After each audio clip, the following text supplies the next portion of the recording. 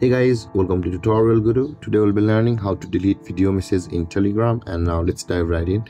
Now to delete video messages in Telegram which you had sent to your friend on Telegram, first open up your Telegram app, and after opening your Telegram app guys, open the chat box of the person to whom you had sent that video message. In my case, I had sent the video message like this over here.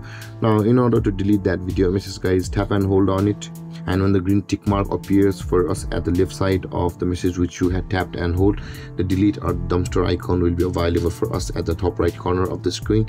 Tap on that delete or the dumpster icon at the top right corner, and this kind of interface or the pop-up box will appear where you can see there it says also delete for that user. Tap on the tick mark button over here and tap on the delete button at the bottom right corner of this pop-up box. And with that being done guys, your video message will be deleted on Telegram like this. And there guys, this is how to delete video messages on Telegram. And if you have any confusions or questions regarding the topic, feel free to comment in the comment section below, and don't forget to like, subscribe and hit that bell icon for more videos. Thank you for watching guys. Peace.